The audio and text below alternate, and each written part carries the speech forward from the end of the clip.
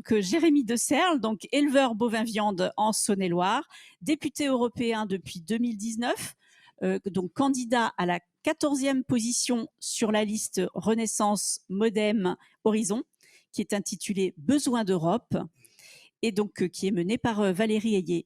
Bonjour Jérémy de Serles. Nicole. On va commencer sur les questions là aussi de la place de l'agriculture dans l'Europe. Donc, il a été beaucoup question de la souveraineté alimentaire. Dans le résumé des propositions principales de votre programme, j'étais surprise que l'agriculture et l'alimentation n'y figurent pas en tant que telles. Alors, qu'est-ce que vous mettez, vous, derrière ce terme de souveraineté alimentaire et quels moyens politiques vous comptez l'améliorer par rapport à aujourd'hui? Alors déjà, merci pour l'invitation, merci à toutes et à tous. Je voudrais redire que ça n'échappe à personne que l'agriculture au niveau européen reste une pierre angulaire parce que le budget européen consacré à l'agriculture reste à 40%. Enfin, plus d'un quart du budget, en tout cas, est dédié à l'agriculture. Donc, la souveraineté alimentaire reste une priorité. Et donc, bien sûr que dans le programme aussi, j'allais dire au plus large de notre mouvement, on garde la souveraineté alimentaire comme une priorité. Et on développera bien sûr après, mais ça reste bien évidemment sur beaucoup d'aspects la question agricole, alimentaire, aussi bien sûr environnementale et écologique qu'on devra trouver de manière un peu plus pragmatique. On le sait qu'il y a eu des erreurs de fait et qu'il y a eu il faut l'assumer bien évidemment, qu'il y a eu des choix peut-être stratégiques, j'allais dire peu opportuns ou pas assez empreints de réalisme. Et donc il faudra aussi dans ce programme et dans nos projets agricoles être un peu plus pragmatique. Et en tout cas, moi, je le sais, je le ferai, je pousserai ça. Et alors, au niveau des accords de libre-échange, là aussi, votre groupe est plutôt favorable. Vous avez été critiqué pour ça. Est-ce que vous assumez en fait les accords signés? Et puis, c'est quoi les lignes rouges qu'il va falloir avoir à partir de maintenant? On l'a vu ces derniers temps sur les questions de libre-échange, sur les questions commerciales. Effectivement, la profession agricole s'est exprimée assez justement en disant on ne peut plus aujourd'hui traiter l'agriculture et l'alimentation dans les accords commerciaux de cette manière-là. On ne peut plus accepter que des produits agricoles et alimentaires rentrent sur notre territoire sans respecter nos règles. Avec d'autres, nous avons été, malgré tout, au Parlement européen, les plus motivés, les plus engagés pour avancer sur ces questions de réciprocité et de clauses miroirs. On n'y est pas encore tout à fait, bien évidemment, mais par contre... Est-ce que les Français ne sont pas un peu seuls avec les Espagnols, on était un peu isolés. Maintenant, ce qu'on voit aussi, c'est qu'aux Pays-Bas, en Autriche, il y a des pays qui étaient plutôt justement pro-libre-échange et qui disent sur l'agriculture, il faut qu'on fasse évoluer les choses. Et ce que je souhaite, ce que nous souhaitons dans notre majorité, c'est de traiter l'agriculture et l'alimentation dans les accords de commerce dans un cadre dédié. Et ça, pour le coup, je salue bien évidemment et assez naturellement les jeunes agriculteurs, mais en 2008, les jeunes agriculteurs avaient proposé un rapport qui s'appelait l'Organisation mondiale de l'agriculture pour sortir l'agriculture de l'Organisation mondiale du commerce. C'était peut-être un peu utopique, mais chez les jeunes agriculteurs, les utopies du jour sont les réalités de demain. Et c'était quand même assez visionnaire parce que, voilà, ce qu'on voit aujourd'hui, c'est que l'agriculture et l'alimentation est toujours la variable d'ajustement dans les accords commerciaux et il faut que ça change. Et donc, on poussera pour que dans les accords commerciaux, encore une fois, il y ait un cadre dédié pour l'agriculture et pour l'alimentation. Aujourd'hui, certains nous disent « Ah, mais c'est déjà le cas ». Sauf que oui, peut-être qu'en amont de l'accord, on discute des questions agricoles et alimentaires un peu indépendamment du reste. Sauf qu'à la fin de l'accord, quand il faut vendre les dernières bagnoles ou les derniers avions de chasse, eh bien, ma foi, c'est l'agriculture qui trinque. Et donc, c'est pour ça qu'on doit vraiment changer le cadre. L'agriculture peut être un élément de négociation économique, mais par contre, on doit ajuster les choses avant. Et bien sûr, la première chose à ajuster, c'est la question de la réciprocité. Et puis après, ça c'est pareil, peut-être que je vais sur un terrain glissant. Assez rapidement mais pour qu'on ouais, puisse... assez vite. Je pense que si, in fine, dans certaines productions, il y a des avantages positifs économiquement très forts, eh ben, imaginons aussi que ces éléments positifs puissent en partie être utilisés pour minimiser l'impact sur les secteurs de production qui, justement, auraient un impact négatif. Ça, c'est quelque chose qu'il faut aussi qu'on mette sur la table pour voir si c'est possible. Parce qu'il y a des productions qui auront toujours besoin d'accords, qui auront toujours besoin d'exporter. Et donc, du coup, si ça profite à elles, pourquoi pas en prendre une partie pour essayer de minimiser l'impact sur d'autres productions. À toi, François. On sait qu'en France et en Europe, les exploitations, notamment familiales, sont en proie à des formes de fragilité nouvelles. On voit bien que coexistent à l'échelle de l'Union européenne un certain nombre d'exploitations qui n'ont plus rien à voir avec cette exploitation familiale. On vous s'est attaché non seulement à la question du renouvellement des générations, mais également à la définition de l'actif. En Europe, on fait comment ? On fait comment pour définir l'actif agricole dans une Europe aussi éclatée en termes de structure d'exploitation, aussi fragilisée autour de cette exploitation familiale qui, finalement, ne constitue plus un modèle? Alors, on fait comment? Déjà, on essaye de mettre le sujet sur la table. Et la France, notamment dans la profession, peut-être encore une fois, notamment chez les jeunes agriculteurs avec beaucoup d'énergie, on a poussé cette question de l'actif au niveau européen. Pour la première fois dans la réforme de la PAC actuelle, celle qui est en œuvre en ce moment, chaque État membre a l'obligation de définir l'actif agricole. On a essayé d'être le plus minutieux, je ne sais pas si c'est le mot, mais en tout cas le plus intelligent possible pour que on n'aille pas vers une définition européenne, parce qu'effectivement, comme ça vient d'être dit, c'est pas forcément possible parce que les différences, les disparités entre pays sont pas forcément, enfin ne permettent pas forcément d'avoir une définition européenne, mais que chaque pays définisse ce qu'est un actif, ça paraît déterminant. Et après, ce qu'il faut, enfin, on ne définit pas l'actif pour définir l'actif. Il faudrait que ça devienne la base, en tout cas l'élément déclencheur pour plus tard de l'obtention des aides. Et ça, il faut qu'on réussisse à, encore une fois, dans la prochaine PAC, à mon avis, à avancer là-dessus. Attention, contrairement peut-être à des candidats que vous verrez tout à l'heure, on va vous dire, nous, on veut arrêter les aides à l'hectare et tout mettre à l'actif. C'est pas l'idée. Il faut garder le système d'aide à l'hectare.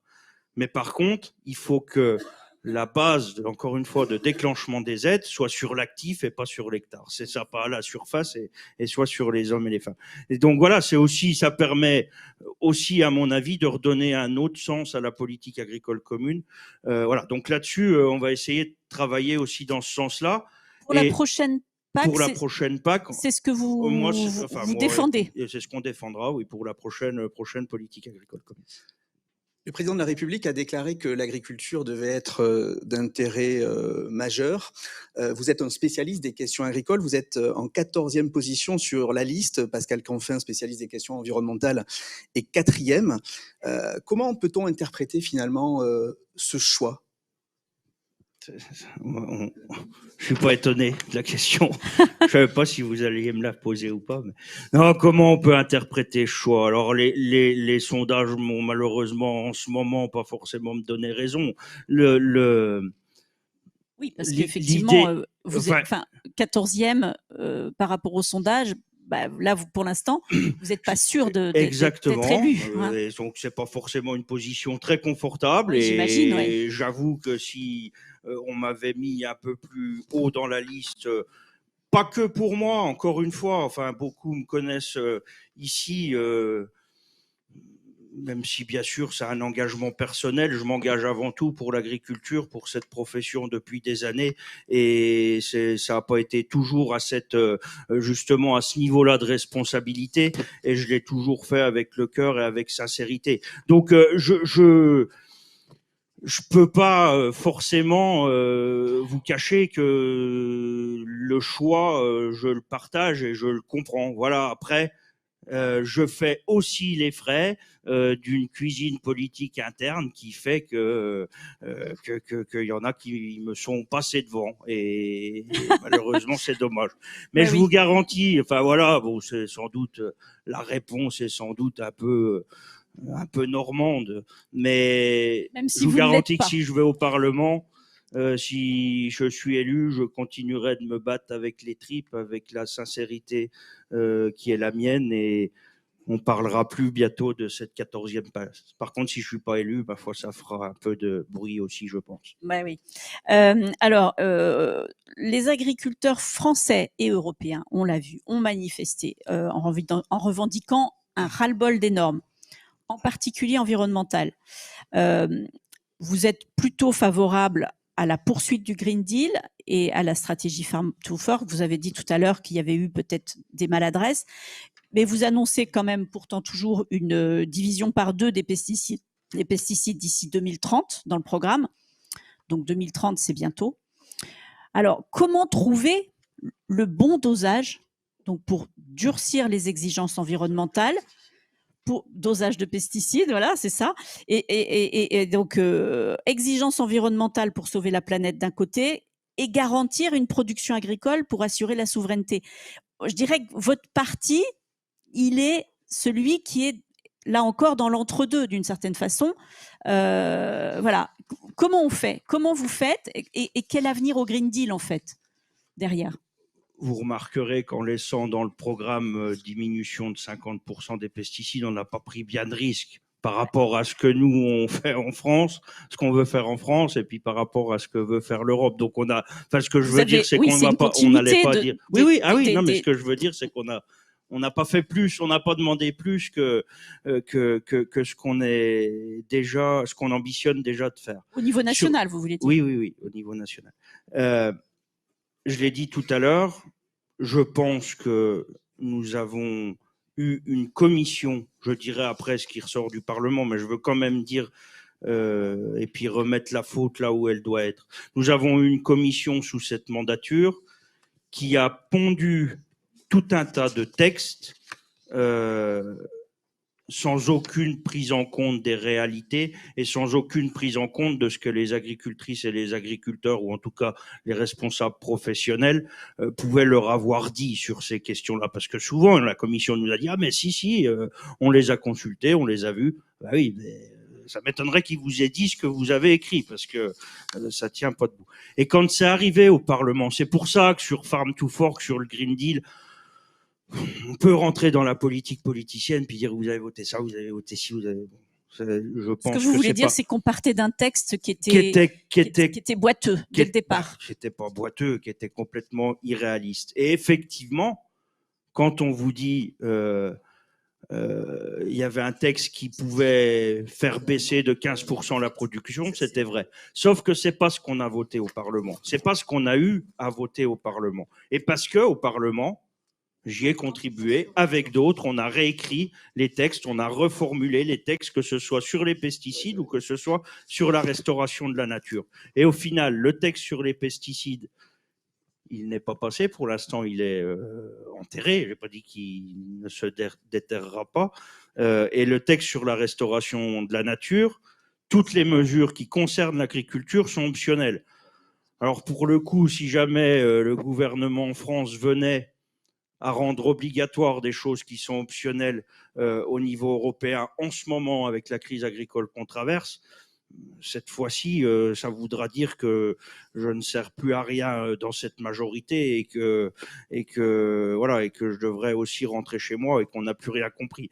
Donc, ce que je veux dire, c'est que les textes pesticides et le texte restauration de la nature ne viendra pas, en tout cas pas maintenant et pas dans les années à venir proches, impacter négativement l'agriculture. Et à contrario, dans Farm to Fork, c'est pour ça que je veux pas qu'on dise faut foutre le Green Deal à la poubelle, faut mettre Farm to Fork à la poubelle. Dans Farm to Fork, il y a le texte sur les NGT. Dans Farm to Fork, il y a le texte sur le carbon farming, qui est pas parfait, mais c'est des choses qui peuvent faire avancer l'agriculture. Donc, si on met Farm to Fork à la poubelle, ça veut dire qu'on met aussi ces textes-là à la poubelle. Donc, on peut faire les... Moi, ce serait bien plus confortable pour moi de dire « Ah bah oui, c'est tout de la merde, c'est tout de la connerie, envoyons tout ça à la poubelle. » Non, je pense qu'il faut raison garder et que si ces textes reviennent sur la table, les textes pesticides au Parlement, eh bien, il faudra les prendre plus intelligemment et s'opposer quand il faudra s'opposer. Je vous rappelle que moi, alors bien sûr, vous allez dire, ah bah, Il vous reste pas 5 minutes. T'as pas suivi le parti, mais moi j'ai voté contre le texte sur les pesticides. Donc voilà, j'ai aussi considéré que là, c'était une voie à pas franchir. Et alors, pour poursuivre là-dessus, certains programmes prônent le fait que la Commission européenne ne soit plus la seule à proposer des textes, justement, et que ça puisse être à l'initiative notamment du Parlement européen. Je me souviens plus si dans votre programme c'est le cas. Et est-ce que vous y êtes favorable?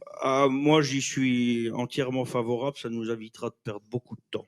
Oui. Si on pouvait avoir des textes qu'on travaille sur lesquels il n'y a pas besoin de reprendre les 3/4 du contenu, ça nous aiderait beaucoup. Donc, je ne sais plus non plus, vous allez dire, vous auriez pu lire votre programme avant de venir. Je ne sais plus non plus, ça fait partie du programme, mais pour moi, en tout cas, ce serait bienvenu qu'on puisse anticiper, qu'on puisse travailler avec eux de manière un peu plus cohérente. C'est ça.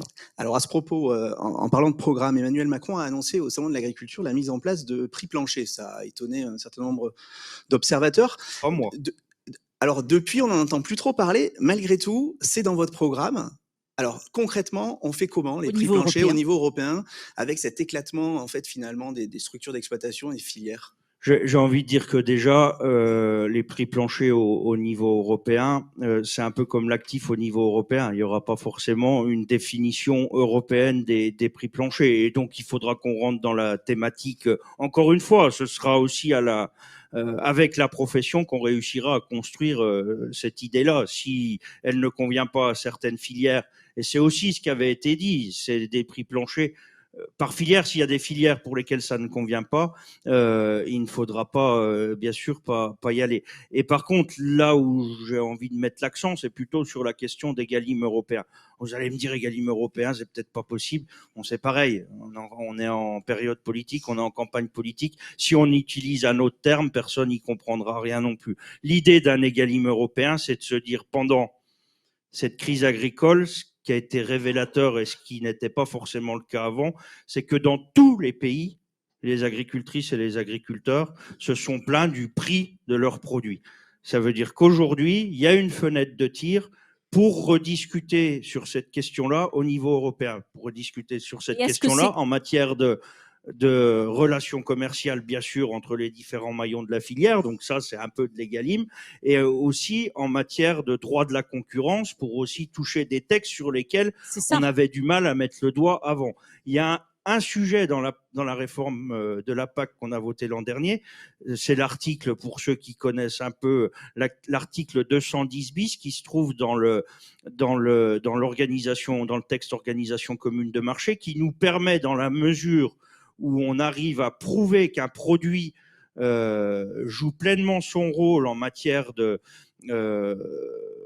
d'environnement ou en tout cas de lutte contre le changement climatique et de durabilité, on peut laisser les différents maillons de la filière s'organiser pour fixer le prix.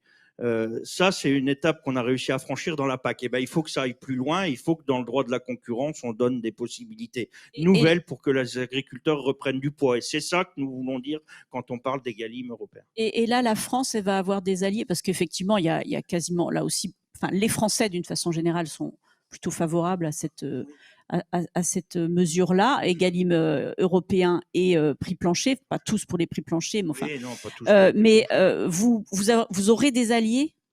En fait, si toute la profession partout en Europe, si tous les agriculteurs partout en Europe se sont plaints de cette question du prix, j'espère qu'on va trouver quelques alliés politiques qui vont être avec nous pour dire cette question-là, on la remet sur la table. Et le droit de la concurrence, c'est un dogme en Europe quand même. Hein.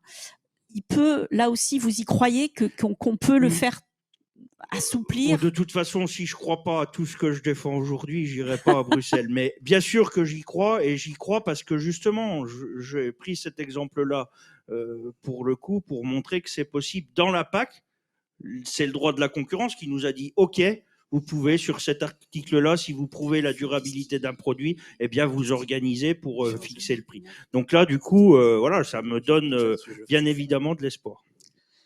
Pour conclure, si vous deviez donner un argument pour voter pour votre liste, quel serait-il ?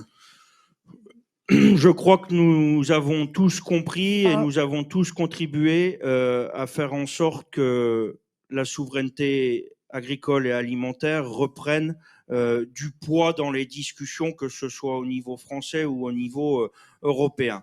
Nous avons quand même, que ce soit encore une fois au niveau français ou au niveau européen, nous nous sommes quand même battus pour essayer de faire bouger un certain nombre de choses. Egalim, qui n'est encore pas ultra performant, mais qu'on doit remettre en selle avec la dimension européenne.